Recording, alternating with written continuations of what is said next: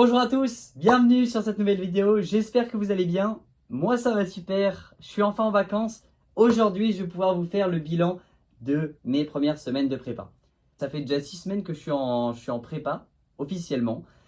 Et donc je vais pouvoir vous raconter en 10 minutes un peu ce qui s'est passé. Donc l'objectif ça va être de faire un bilan. N'hésitez pas à vous abonner surtout pour suivre cette aventure. Sur ce, on est parti. On attaque directement avec le premier sujet. On va déjà commencer par les cours en général. Les cours en général, comment est-ce que ça se passe? Eh bien écoutez, honnêtement, les cours deviennent de plus en plus intéressants. On commence vraiment à rentrer dans des choses qui deviennent plus théoriques et même plus techniques, mais ça devient assez intéressant. Et en fait, comment ça se passe un peu l'évolution des cours? En fait, le début de la prépa, ça va être la consolidation de choses qu'on a déjà acquises, surtout en maths. En maths, ce qu'on va faire, c'est qu'on va vraiment prendre le programme de terminale et on va vraiment aller consolider et peut-être parsemer un peu de petite poudre de prépa. Mais le but, ça va être vraiment de retravailler les notions, de vraiment les remanier et de les approfondir un peu. Donc ça va être plus les maths. Et ensuite, pour physique et chimie, on va plus déjà se baser un peu sur ce qu'on a vu en terminale, les revoir rapidement. Et après, commencer un nouveau cours plus théorique et sur quelque chose qu'on n'a pas du tout vu. Je peux vous prendre l'exemple de la chimie, où c'est assez notable. C'est qu'on a commencé par Lewis, donc ça on l'a fait en seconde, tout ce qui est formules topologiques, etc. Et on a vraiment accentué sur des choses totalement nouvelles, notamment la représentation des molécules dans l'espace et vraiment plein de choses. Vraiment, les molécules, ça commence à partir un peu. C'est la fête foraine, il y en a qui tournent un peu partout et ça. Donc en fait, on va vraiment se baser sur les connaissances déjà acquises et on va vraiment aller plus loin et vraiment au cœur du programme. Sinon, là ici, comme c'est nouveau pour quasiment tout le monde, et ben ce qu'on va faire, c'est que on va apprendre en fait ce que c'est que concrètement là ici. Français, on commence un peu à parler du thème et anglais. Anglais quoi. On parle anglais. On parle anglais. Bref, donc les cours en général, ça commence à s'accentuer et ça commence aussi à devenir assez technique. Et je peux embrayer sur le deuxième thème qui est la charge de travail, le rythme de travail, notamment avec les choses qui deviennent un peu plus difficiles et un peu plus abstraites et donc peut-être travailler un peu plus. Donc, la charge de travail, comment ça s'est passé un peu? Peut-être que vous avez vu ma vidéo sur ma journée type. Ce que je fais, c'est que j'essaie de travailler après les cours une petite heure et après, je vais à l'étude pendant 3 heures. Donc, ça veut dire qu'en moyenne, je suis à 4 heures par jour. Mais je sais que mon organisation, elle est vraiment mauvaise. L'idéal de l'organisation, et ça, je vous en ferai une vidéo en particulier, mais là, je ne peux pas la faire parce que j'ai pas encore trouvé mon rythme de croisière, si vous voulez. L'idéal de l'organisation, ça va être de revoir les cours de la journée, donc tous de les apprendre le soir et d'accentuer un peu sur les cours. Mais ça va pas être de travailler le DST. Le DST, ça va être une échéance, mais bon, c'est quelque chose qui va venir tester nos connaissances. Mais c'est pas comme au lycée où vraiment on est là pour les notes et donc du coup on va travailler pour le DST. Non, là on va travailler pour le concours et donc on va apprendre les cours du soir. Mais bon, ça c'est ce que j'ai pas encore fait. Et c'est ce que vraiment je vais essayer de faire dès la rentrée. Tout ça pour vous dire que la charge de travail, elle augmente petit à petit, mais elle se stabilise. Enfin, on aura toujours des trucs à faire. Et après, là, ça va être à nous de venir choisir un peu ce qu'on va faire, piocher la nécessité de travailler les cours qu'on a le soir. Comme ça, on peut vraiment suivre ce qu'on a fait. Sachant que le cerveau, il retient beaucoup plus facilement le jour même que 3 jours après un cours. Donc, si on a été attentif, c'est beaucoup plus bénéfique. Et ça permet aussi donc du coup de répartir les charges de travail et pas faire que des maths, comme ce que j'ai fait un peu. Et donc je me suis retrouvé un peu dans le caca, comme on dit un peu, dans le caca pour la physique. Et ça on le verra notamment avec l'analyse de mes résultats un peu. Bref, après, on peut embrayer un peu sur la motivation. La motivation, est-ce qu'elle est toujours présente? Est-ce qu'elle est là? Sans rien vous cacher, la motivation, au début, elle est vraiment au top et elle descend petit à petit, mais c'est normal. C'est parce que, on commence à accumuler du retard, il y a des mauvaises notes parfois qui arrivent etc., etc. Donc en fait, il y a pas mal de facteurs qui vont venir baisser le niveau de motivation. Mais la motivation, elle peut descendre aussi avec les jours qui deviennent de plus en plus courts. Je me souviens que au début de l'année, moi je sortais de cours, enfin je sortais de l'étude, il faisait quasiment jour.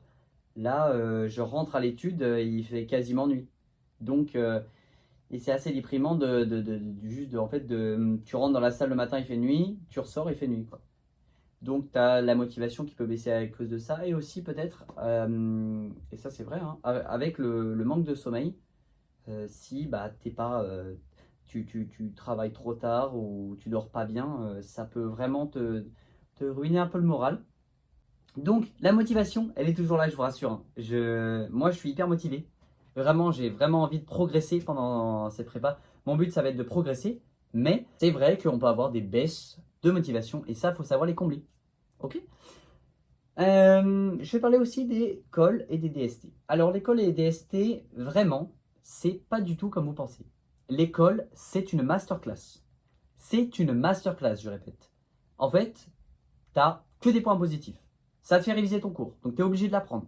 Tu es obligé de revenir dessus, donc tu entraînes ton cerveau à le réapprendre, et donc tu maîtrises mieux ton cours, et ça te permet de l'ancrer un peu plus dans ta mémoire à long terme.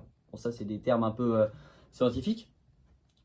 Ça te permet aussi d'avoir des exos sur lesquels t'entraîner, d'avoir, entre guillemets, un prof particulier qui permet de te corriger directement, te donner des nouvelles méthodes, te donner des nouveaux exercices, une nouvelle vision du chapitre aussi. Et en fait, ça te permet de te donner des nouvelles approches.